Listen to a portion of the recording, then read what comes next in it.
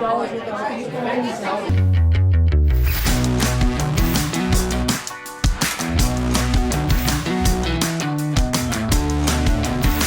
right, welcome to Cwic Show on a special 4th of July episode. My name is Greg Mattson. I'm your host.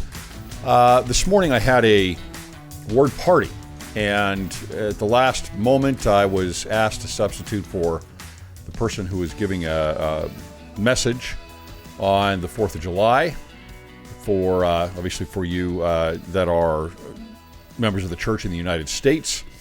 And so I was asked to do this in place of the message giver. And so I just had a couple minutes to think about what I might say. And my thoughts immediately went to the Doctrine and Covenants and also to the idea of gratitude. First and foremost, I am very grateful to be a citizen of the United States.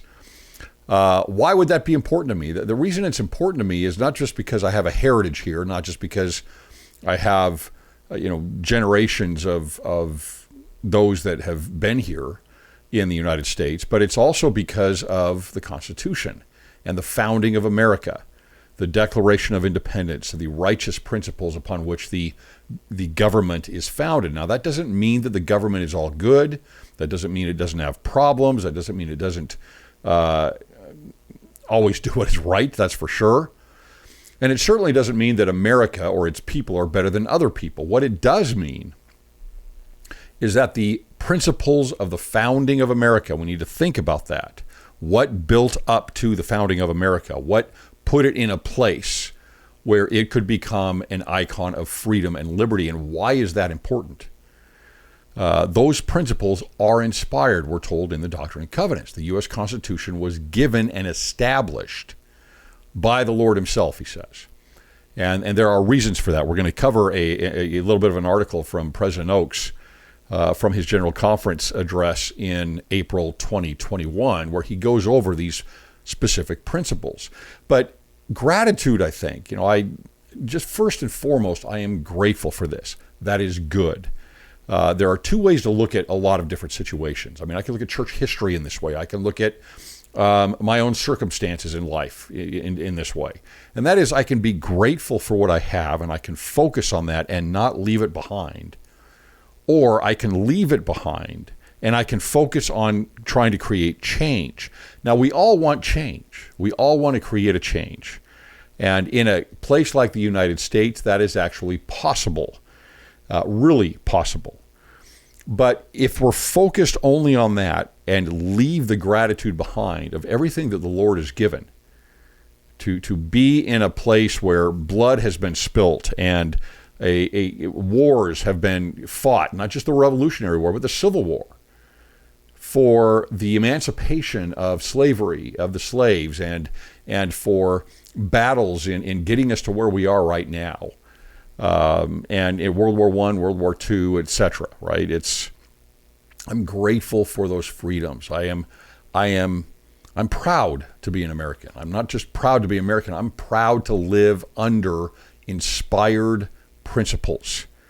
And that's what I think we're starting to lose here. And as President Oaks goes over, when the Constitution was written and ratified in 1787, it was the first Constitution of its kind in the world. Now, according to President Oaks, all countries except for 3 have some form of a constitution in place. That is a light to the world. That is good. It happens to be here in the United States where that light was given to be spread around the world. And there's a very good reason for it. Now, if we look at things like critical social justice and other pernicious ideologies that are out there and anti-Americanism, so much of it is actually fighting against these eternal inspired principles. And that's something we really need to look at and be careful of. Do you look at things, if you're a citizen of the United States, if you live in the United States, do you look at things with a glass half empty or with a glass half full? I think you have to start with a glass half full and then see what else you can do and make those changes. We are turning into a more nihilistic type of a society in the West, where we want to focus on this other type of philosophy, something that comes from more continental philosophy of critique. We use the terms all the time now, critique and deconstruction and breaking things down. Instead of looking at something else where it's not just a matter of breaking down, it's understanding the source of where these principles came from and then building them up, working around them, but building those things up. You can look at the Scottish Enlightenment and Hume and others, and then obviously Adams and Jefferson and Madison and so many others, in seeing this other line of thought process that helps to found America. And it's very different from what we start to get in other parts of Europe, that brings something that with a much more negative, honestly secular, godless type of a thought process. We have the Declaration of Independence, where we have unalienable rights that are given to us by our Creator. And then you build around that concept and everything changes. Once you move the actual rights away from the state and put them in the hands of God, which is where they deserve to be, then everything, your building block is completely different. And that to me is one of the primary reasons that the United States is what it is, why it is a beacon of freedom, and why it does do so much good. And it does. Not always, but it does do so much good.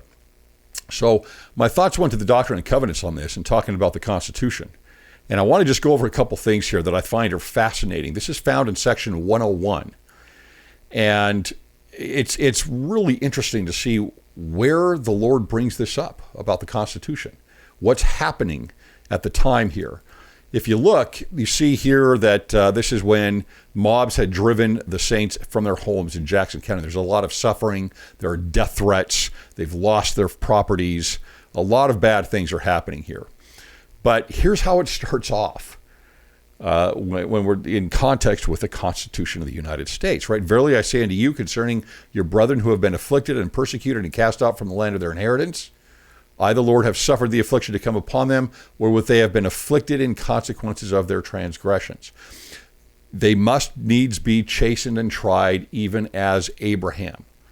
So what's going to happen is Zion is trying to be formed in the United States, but it's going to be born out of, still being born, out of difficulty, out of labor pains, and change of heart and mind to be tried as Abraham. It's going to, something beautiful can be brought out of adversity and change and repentance, right? And an individual heart changing. But that's where we start off with, is with these things. All of this persecution starts off. And then we're going to bring in the let me go here to 41.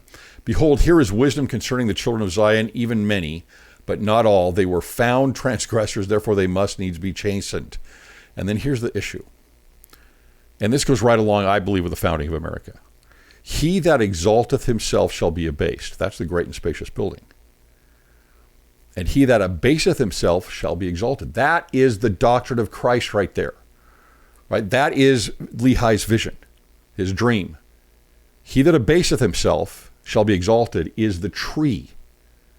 That is the doctrine of Christ, the condescension of God. That's what we must do.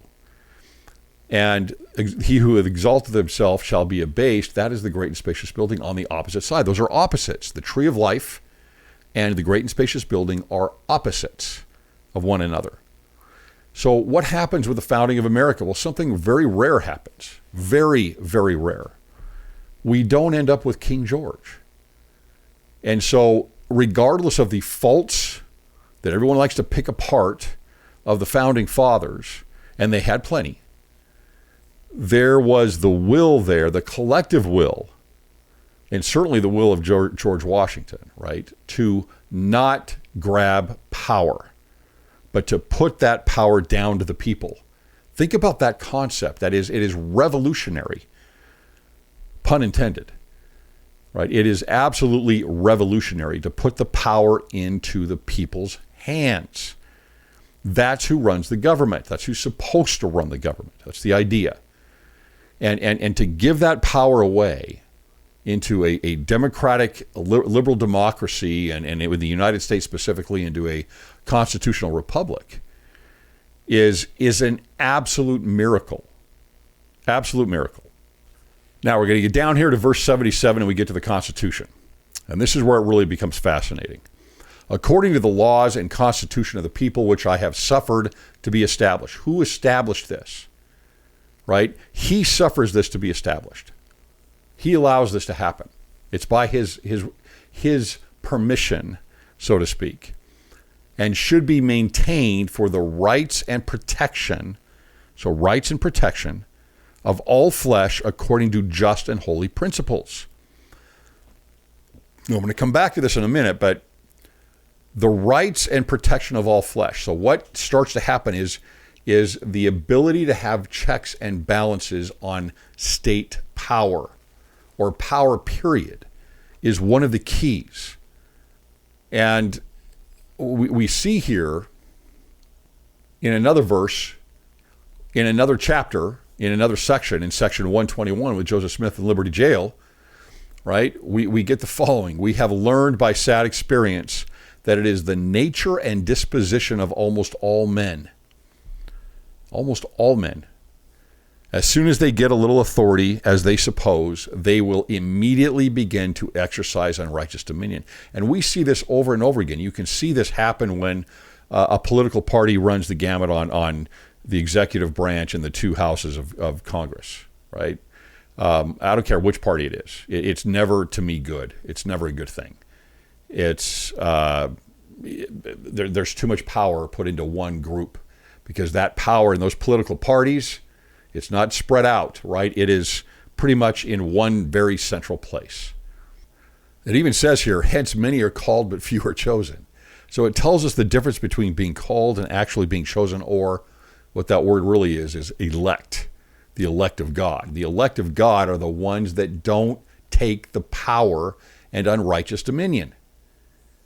The ones that don't exalt themselves like the great and spacious building, but that actually abase themselves to be exalted later on.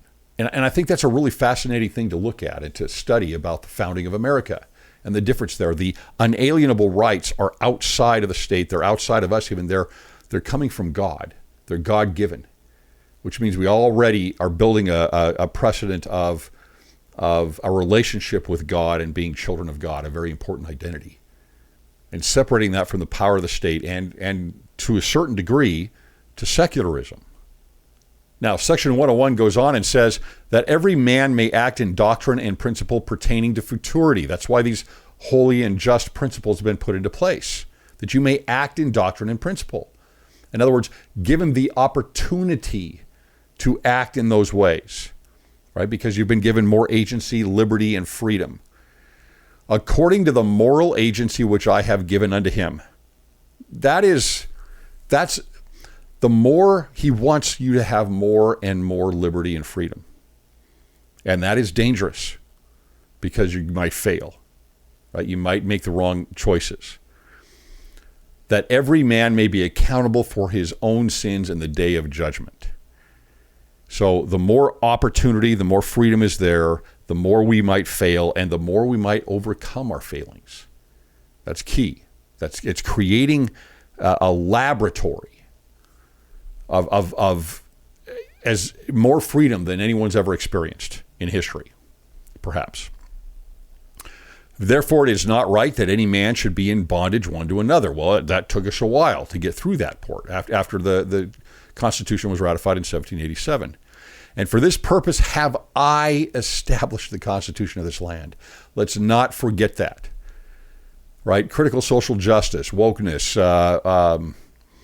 critical race theory, all these proponents of this, those that really push this, they want to overturn the Constitution. They say it in their own words many times. They do not like liberal democracy. They do not like capitalism. They do not like these freedoms and liberties. They do not like a universal law that the Lord has given us in the Constitution. So he says, by the hands of wise men whom I raised up unto this very purpose, and redeemed the land by the shedding of blood. Now, many today will listen to that and read that and just think that it's ridiculous because there's been so much critiquing and deconstruction of history and character of these men. And they do have character flaws, for sure, plenty. But, again, it was founded on the idea of moving the power down to the people. It started slow. Everything starts slow. It started slow and then became greater and greater, especially getting the Bill of Rights in there. It ends up happening. And then it takes some time to live up to it, as Martin Luther King would have said. He says, the land is redeemed by the shedding of blood with his Constitution. The land is redeemed with the shedding of blood. Well, of course, we're redeemed with the shedding of blood. That's an interesting concept, an interesting principle. Right? It's the blood of Christ that redeems us.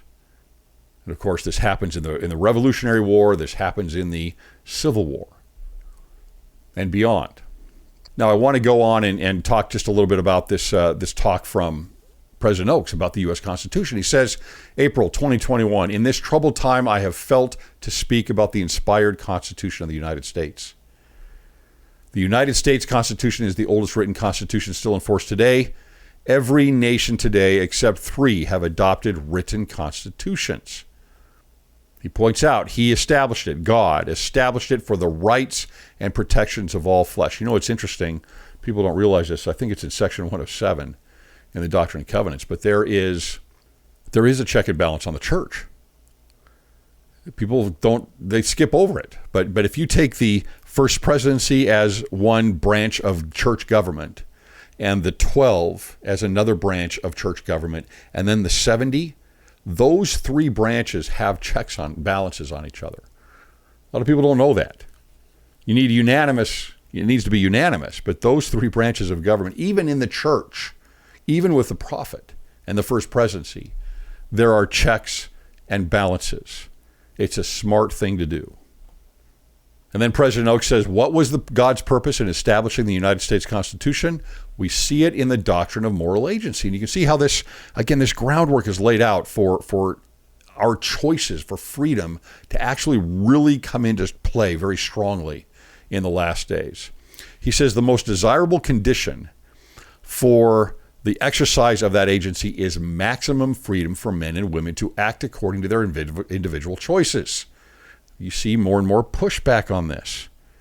Then the Revelation explains every man may be accountable for his own sins in the day of judgment. And then where the section 101 talks about these holy principles, these righteous and holy principles of the Constitution that have been put into place, he goes over what he sees as 5 of those. I just want to touch on a couple of them. He says first is the principle that the source of government power is the people. Again, and I think it's not surprising that is the first thing that he says. It is again, it's a revolutionary concept to move the power down to the people. That is, I just did I think it was the last episode I did. It was on the spiral of silence, because we seem to want to put all the power up, and I don't mean to God. Right? I mean to the church. And of course we support and we sustain the prophet and the leaders of the church. I do that overtly on this podcast over and over and over again with very good reason. But you have to exercise your own agency. That is the idea. It's the same thing with the U.S. Constitution. And the founding of America is to give us as much opportunity to choose and to act as we can, and be judged by our own thoughts, our own actions, our own words, etc. And to release that and give it away is, especially in this environment of the United States, is I don't know. I think it's ungrateful. Honestly, I think it's an ungrateful attitude. So the first is that the source of government power is the people. Now, recently, there was a conservative rep who just won, Boebert, right? Boebert, who just won re-election, I think, or in the primary. And here's what she had to say, which I completely disagree with. The church is supposed to direct the government. The government is not supposed to direct the church. That is not how our founding fathers intended it. Okay, no, that is dangerous. That is really dangerous. That is not what the founding fathers intended. They did not intend for the church to run the government. And again, when she's talking about the church, she's not talking about being God-fearing. She's not talking about the unalienable rights. She's talking about the Protestants. That's what that is. So if you're a Latter-day Saint, when the rubber hits the road, you're not included in that. Or if you're Catholic, you're not included in that, right? So that's the church doesn't run the government. That is not the idea. The people are to run the government. Individual agency, not organizations. We've pulled so far away from that with lobbying groups and corporations being able to have the influence that they do in elections. Why are corporations able to contribute to political causes? Anything that takes away from the individual making their own decisions and being influenced through money is a concern to me. All right, the second one he talks about is a second inspired principle is the division of delegated power between the nation and its subsidiary states, federalism. Another check and balance from top down from a federal level down to the state level. Perfect. The third one, the separation of powers. We've talked about that, even having that in the church, executive, judicial, and legislative branches. The fourth is inspired principle is in the cluster of vital guarantees of individual rights and specific limits on government authority in the Bill of Rights. So making sure that the individual is checked or that the state is checked on its ability to overthrow the rights of the individuals. And then lastly, and this is important, I see divine inspiration, President Oaks says, in the vital purpose of the entire Constitution. We are to be governed by law and not by individuals. This is the exact opposite of what critical race theory and critical social justice says. The exact opposite. They do not believe in an assimilation to a universal law that would be found in the Constitution that applies to all people. Right? They're fighting hard against that. You need to realize that. If you're into Ibram Kendi and anti-racism and Kimberly Crenshaw and Robin DiAngelo, they fight against this very strongly. That is at the core of this movement. He says, our loyalty is to the Constitution and its principles and processes, not to any office holder. That's always key. We don't want a cult of personality of anyone overriding the laws of the Constitution and the principles of the Constitution, even when we don't agree with something. There's a higher purpose and cause, even against some things that we might vote for. And that is supporting the Constitution, unless there's enough of a pull to make a change in an amendment, for example. In this way, he says, all persons are to be equal before the law. We don't always achieve that. We need to do a little bit of a better job with that. We've been getting better and better at doing this. These principles block the autocratic ambitions that have corrupted democracy in some countries. So we don't ever want to pull away from that. Support the Constitution. They also mean that none of the three branches of government should be dominant over the others or prevent the others from performing their proper constitutional functions to check one another. And then he gives us a couple of clear warnings that I see happening a lot right now. The stature of the Constitution is diminished by efforts to substitute current societal trends, critical race theory, as the reason for its founding instead of liberty and self-government. And this happens on all sides, right? This happens on the left and it happens on the right. The dignity and force of the Constitution is reduced by those who refer to it like a loyalty test or a political slogan, instead of its lofty status as a source of authorization for and limits on government authority. So the more we understand the philosophy behind this, the principles behind the Constitution, the more we can refer to it not just as a slogan, but actually what it actually represents, what it actually means. Anyway, that was kind of what my little message was. It was a lot shorter than this morning in that word party. I am grateful for these principles. I will fight for these principles, no matter what country they're in. They are inspired principles of freedom and liberty and agency, and they are established by the Lord himself. And we ought to support them in every way possible. If we want to make a change on things, fine. We can fight and we can make changes in systems or in law or whatever it might be. But let's always root ourselves, especially those here in the United States, on that Constitution and understand what the source of this is and why it's so important. Happy 4th of July.